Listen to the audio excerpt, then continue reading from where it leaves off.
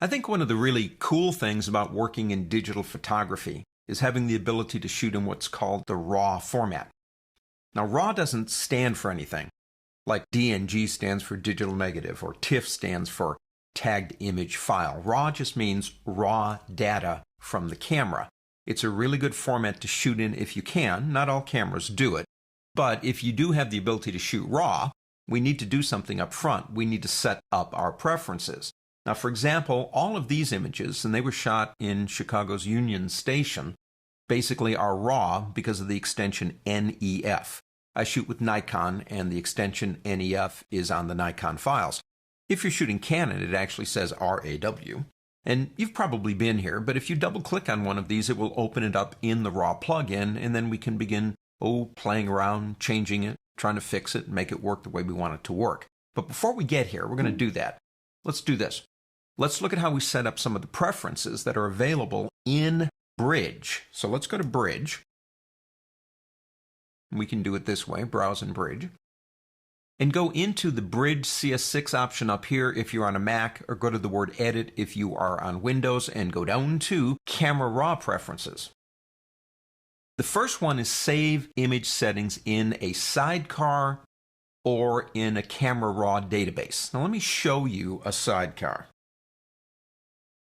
If you look at these two files right here, that's DSC6229NEF, that's the file, that's the image. And underneath it is DSC6229XMP. This is the actual image, the data of that image, and this is the data that changes the image. So anytime we work on an image using the RAW plugin, it basically creates either an XMP sidecar file, that's what I just showed you, or you can leave the information in the RAW database. And let me explain why you might want to do one or the other. If you move your files around a whole lot by physically moving them from the folder they were in, then I would suggest the sidecar. But that means you have to move both files if you want to keep that information. I do that a lot, so I use that option. If you don't, or if every time you move an image, you move it from the Bridge, then you can leave it on this one right here, and that'll be fine. Either way, if you do move an image from the Bridge, that information will go with it. Apply sharpening to all images or previews. I like to control what I want to do with sharpening. And so I usually say preview images only. I'll decide if I want my actual images sharpened.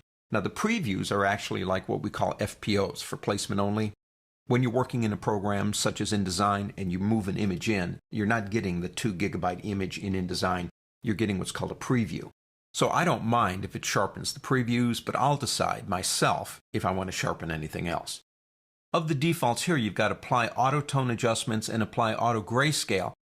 I like to control the autotone myself, but I do really think that this one is actually pretty good. Incidentally, we're looking at all the defaults, and I'm changing now from defaults. I usually turn that one on because I think it works pretty good. All digital cameras have a serial number and an ISO setting, ISO speed of the film. You can actually make the default specific to a particular camera, which is kind of cool when you think about it. Camera cache, right here, the raw cache, that's helping the images work. It's helping you move and work faster when you're in the RAW plugin. You can purge that if you want to, kind of starting all over again, and you can decide where you want the location to be. Digital negative files. Do you want to ignore the sidecar, that's that XMP file, when you're opening a DNG? I usually do. I want to start the control of the image from the beginning, so I usually check that one. And on Update Embedded JPEG Previews, I like to go to full size. Now again, that's that for placement only document I talked about.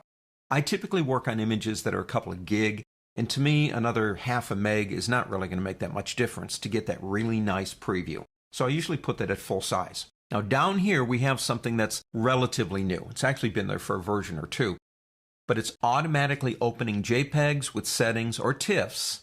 We have the ability to open up a JPEG image and or a TIFF image in the RAW plugin. And you might think, why would I do that? Because RAW is these nice 16-bit images and they have all this color information, where JPEGs are actually lossy compression. And TIFFs are good, but they're not RAWs. There are settings in the RAW plugin that even JPEGs and TIFFs can benefit from. So what it's saying here is, if you do this and you change an image, it will have embedded data. It's called parametric image editing, if you want to know the technical term. When you edit an image by creating instructions for the adjustment, that's the XMP, rather than adjusting the actual pixels, you're working what's called parametrically. And in this way, camera raw images are edited and they're used with other file types. So let's say you worked on this image, and let's go to another program like Lightroom. Lightroom allows us to use raw settings on a JPEG or a TIFF.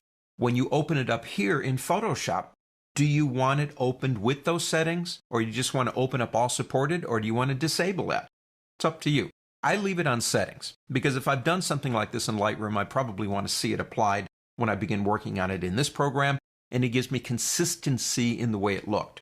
You can disable those or turn them on if you want to. Many of these settings are really based on your personal workflow, and this is my workflow. So you change these based on how you think they'll best benefit you when you're working on raw images, JPEGs, or TIFFs. On to the next.